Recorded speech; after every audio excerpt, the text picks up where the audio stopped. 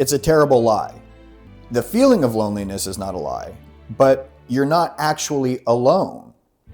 Now, I'm going to get into the two things that we need in order to overcome the illusion of loneliness. But first, what I want to get into is a little backstory. I'm going to take you on a little journey into my experience with loneliness. So when I was younger, I had formed this belief system that the truth, being transparent with people, was not safe.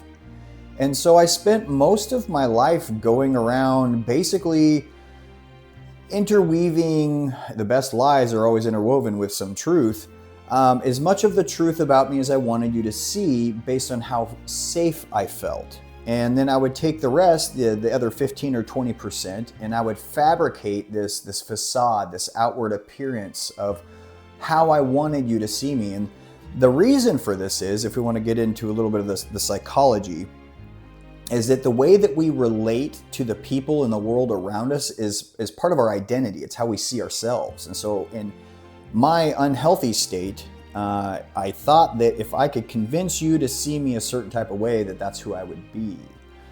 Now, the problem with this was that I was never actually able to forge any authentic relationships. And as a result, that contributed to a lifetime of just feeling isolated and lonely, especially when going through the hard times in life, really truly believing that I was the only one experiencing these things, that no one else could understand, and that I was alone. Why am I telling you this story, you might ask? Well, because it leads into our first step, which is vulnerability. Now, I know that's a word, but here's the thing. Vulnerability is not as bad as you might think.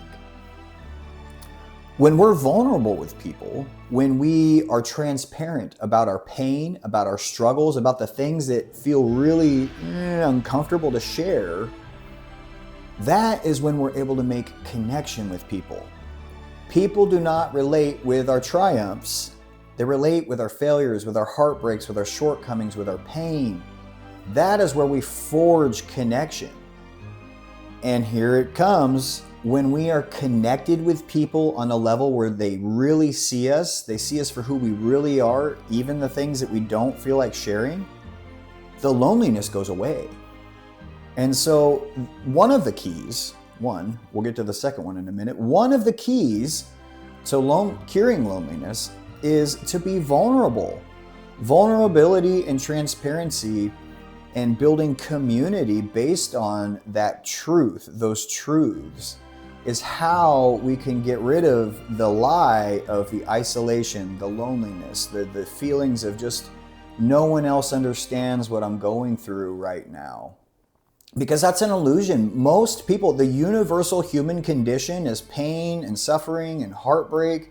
Those are the things we're going to experience in this life. The Bible tells us, look, since the first man fell, since the first sin, it has been that's a promise. We are going to encounter struggles in this lifetime, many of them. And so that's a universal condition. And when we connect with other people through our difficulties, there's a bond that's created that absolutely wipes out loneliness. Now, the second piece to this is really, really important as well. Because what I don't want you to do is get on the internet and air your dirty laundry and expect people to forge these deep and meaningful relationships with you. Because sadly, not everyone is the right people to be vulnerable with. And so using some discretion here, and you say, well, how do I know who to share this stuff with? Who is safe? I have a long history of choosing the wrong people, the wrong partners, the wrong friends, the wrong employers, the wrong everything. Now, I think my picker was just broken.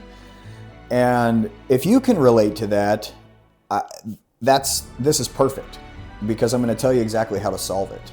This is so simple. Jesus tells us, you can tell a tree by its fruit. You simply just need to look at the fruit that people are bearing in their lives. And I'm not talking about the outward appearance, I'm talking about the fruit. What is the fruit, you ask? Well, Galatians 5:22 tells us the fruit of the Spirit. peace, love, joy, patience, kindness, goodness, faithfulness, gentleness, and self-control. If you see people that have the things you want in life and they're producing those qualities in their life, that is about as sure a bet as you're going to get that that's going to be a safe person. And so if you have a connection, not everybody is going to be your people, but you're going to connect with some people. You're able to connect with somebody that's bearing those fruits and has the things that you want. You know, if you are struggling with your marriage, I would not recommend going to single people and asking them for advice.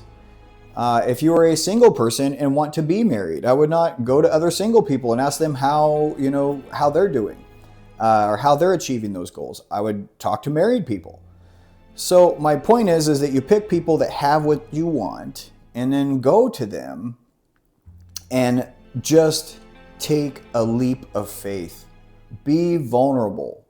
So you have vulnerability and you have safe people. If you can find safe people to be vulnerable with, you're going to forge connections and build relationships that are going to give you the support.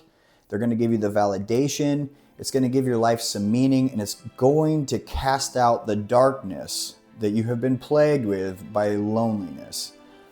I hope that's a blessing to somebody. If it is, like, subscribe, and share in the comments your experience with these things. If you've got other ideas, I really want to hear about them. And if you've got something that you'd like me to talk about, drop it in the comments. I'd be glad to take suggestions on more video. Have a great day, guys.